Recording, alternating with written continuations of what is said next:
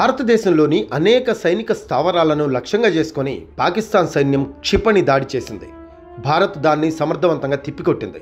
పాకిస్తాన్ ఏకధాటిగా క్షిపణులు, డ్రోన్లతో మన దేశంపై దాడి చేసినా ఇండియా ఎలా వాటిని తిప్పికొట్టిందో తెలుసా? క్షిపణులను, డ్రోన్లను ఎలా గాల్లోనే పేల్చడం సాధ్యమైంది?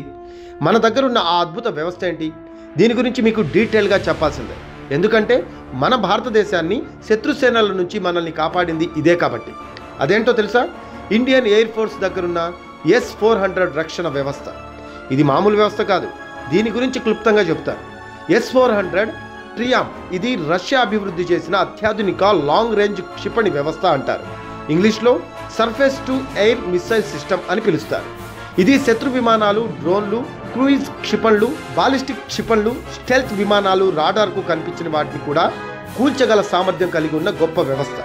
దీని ప్రధాన లక్ష్యం గగనతలంలో శత్రువులు మనను బెదిరించే ప్రయత్నం చేస్తే నిరోధించి దేశ రక్షణ కోసం నుంచుంటుంది. దీనిని రష్యా, భారతదేశం, చైనా, టర్కీ వంటి దేశాలు ప్రస్తుతం ఉపయోగిస్తూ ఉన్నాయి. S-400 గొప్పతనం ఏంటంటే గరిష్టంగా 400 కిలోమీటర్ల దూరంలో ఉన్న లక్ష్యాలను కూడా ఈజీగా ఛేదించగలదు. అలాగే 30 కిలోమీటర్ల ఎత్తులో ఉన్న లక్ష్యాలను టార్గెట్ చేయగలదు.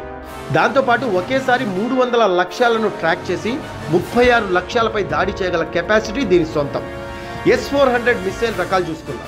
ఇందులో వివిధ రేంజ్లకు అంటే 40 కిలోమీటర్లు, 120 కిలోమీటర్లు, 250 కిలోమీటర్లు, 400 కిలోమీటర్లు ఇలా 4 రకాల క్షిపణులను ఉపయోగిస్తుంది.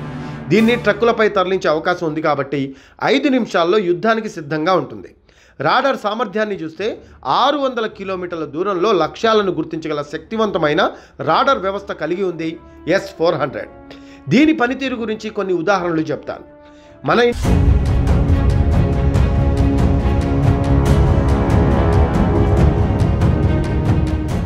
ఇంటికే రక్షణ వ్యవస్థ ఉంది అనుకుందాం.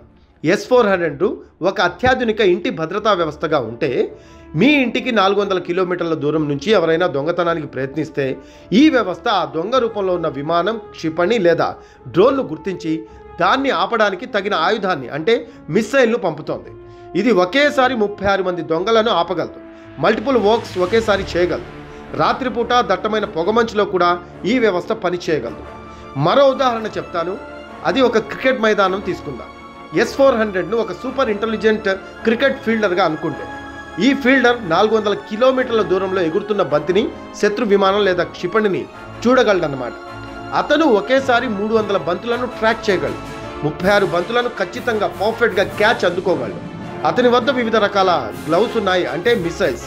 ప్రతి ఒక్కటి వేర్వేరు దూరాల్లో బంతులను పట్టడానికి దూరాన్ని బట్టి ఉపయోగపడతాయి. దీన్ని బట్టి ఇది ఎంత శక్తివంతమైన వ్యవస్థో ఊహించండి, మీకే అర్థమవుతోంది. మనం రెగ్యులర్గా సినిమాలు చూస్తూ ఉంటాం కాబట్టి సినిమా స్టైల్ చూస్తే హాలీవుడ్ సినిమాలో ఒక అత్యాధునిక రోబోట్ హీరోగా ఊహించుకోండి. ఈ రోబోట్ S-400 అనుకుందాం.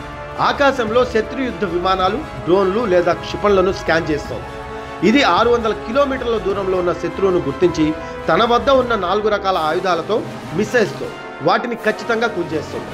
శత్రువు ఎలాంటి ఎలక్ట్రానిక్ జామింగ్ చేసినా ఈ రోబోట్ దాన్ని ఛేదించి తన పని తాను చేసుకుపోతుంది. ఇది భారతదేశాన్ని రక్షించే సూపర్ హీరో లాంటిదని చెప్పాలి.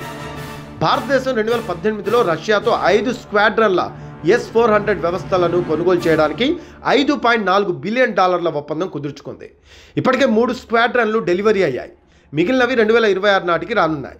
ఈ వ్యవస్థలు చైనా, పాకిస్తాన్ నుంచి వచ్చే బెదిరింపులను ఎదుర్కోవడానికి భారతదేశ రక్షణ వ్యవస్థను బలోపేతం చేస్తాయి. S-400 ఎందుకు ప్రత్యేకం? స్టెల్త్ టెక్నాలజీని ఎదుర్కోగలదు. F-35 వంటి స్టెల్త్ విమానాలను కూడా గుర్తించి కూల్చగలదు. జామింగ్ రెసిస్టెన్స్, శత్రువు రాడార్ను జామ్ చేయడానికి ప్రయత్నించిన S-400 యొక్క రాడార్ వ్యవస్థ పనిచేస్తుంది. లేడ్ డిఫెన్స్, వివిధ రేంజ్లలో బెదిరింపులను ఎదుర్కోవడానికి 4 రకాల క్షిపణులను ఉపయోగిస్తుంది. ఇది ఒక బహుముఖ రక్షణ వ్యవస్థగా మారుస్తోంది.